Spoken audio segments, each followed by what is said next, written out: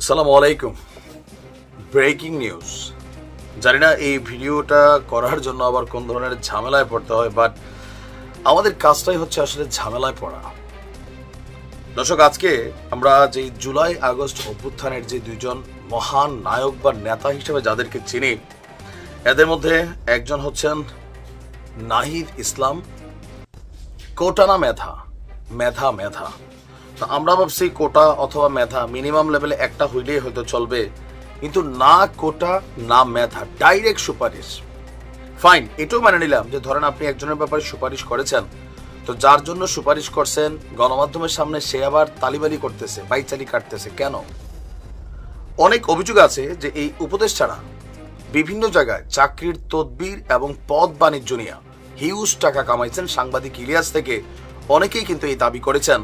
Even এগুলা নিয়ে নানান ধরনের বক্তব্য আসছে। এর মাঝখানে ওয়াসা, এই ওয়াসাটারে এক এক সময় এক একজন এক একভাবে খাইছে।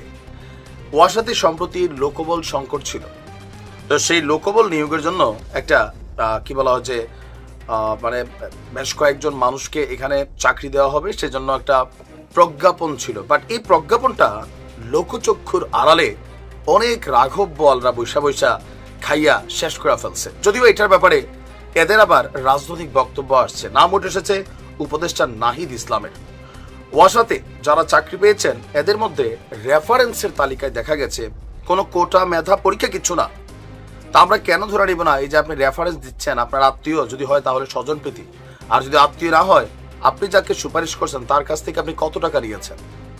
আবার দুই একজন সমন্বয়ক যাদের এখানে নাম আসছে বলছে ভাই আমি তো জানি না, তাহলে কি ওয়াসা কি মানে বানায়া বানায়া এই পোলাপাইনগুলোর বিপদে ফেলছে? আবার হান্নান মাসুদ যে বক্তব্য দিছে সেটাতে তো জানি না শব্দের সুযোগ নাই। নিয়োগের যে রেফারেন্স সেটা তো সত্যি। পেজটা কোথায় দেখেন, নাহিদ ইসলামের নামে আপনার যেই পদের নাম পিও পিও, দুইটা ওয়াসার আবেদনকৃত পদের নাম পিও পিও, মোবাইল নাম্বারগুলো দেওয়া আছে।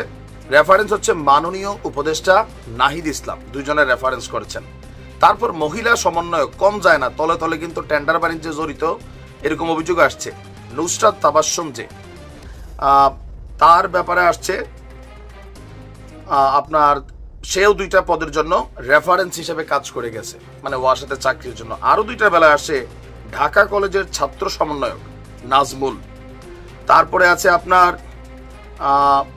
এখানে এপিএস স্যারের এগেনস্টে অনেকগুলা। তারপরে আসছে আপনার রোহিত, ছাত্র সমন্বয়ক। এরকম বেশ কয়েকটা জায়গায় তাদের নাম উঠে এসেছে যে তারা ওয়াসারে নিয়োগগুলা 150 জনের যে নিয়োগ নিজেরা নিজেরা ভাগাভাগি করে নিয়ে আনিছে। কেউ কেউ বলছেন যে ভাগাভাগির পেছনে কোটি কোটি টাকার লেনদেনও হয়ে গেছে। এখন এই চাকরিটা কি পার্মানেন্ট নাকি এটা স্বল্প সাময়িক, এই নিয়ে আবার একটা ব্যাখ্যা দিছে আমাদের কান্দা মাসুদ ওরফে হান্নান মাসুদ। সে বলছে যে আউটসোর্সিং নিয়োগে বিজ্ঞপ্তি কিংবা পরীক্ষা হয় না। আচ্ছা, এটা দৈনন্দিন বেসিসে স্বল্প সময়ের চাকরি, কিন্তু আমরা যতদূর জানি এই স্বল্প সময়ের চাকরির সিস্টেমটা 2018 সালে একটা প্রজ্ঞাপনের মাধ্যমে বন্ধ করে দেওয়া হয়েছিল। তো সেটা কেন বন্ধ করা হয়েছিল? তৎকালীন সময় আওয়ামী লীগ সরকার মনে করছে এখানে নানান দুর্নীতি হয়, এই জন্য এই সিস্টেমটাকে অফ করে দেওয়া হয়েছিল। তো এখন এটা কিভাবে চালু হয়ে গেল? হ্যাঁ, মানে এখানে মিঠাই আছে, মন্ডা আছে নাকি? এরপরে হান্নান বলছে ক্রাইসিস মোমেন্টে জনবল সংকট নিরসনে বিভিন্ন সুপারিশের ভিত্তিতে সাধারণত এই আউটসোর্সিং পদ্ধতিতে নিয়োগ দেওয়া হয় থাকে। বুঝলাম, তো এটা কি জনগণ থেকে অনুমতি নিছো নাকি ডিম পারে হাসে বা খায় বাগদাসে?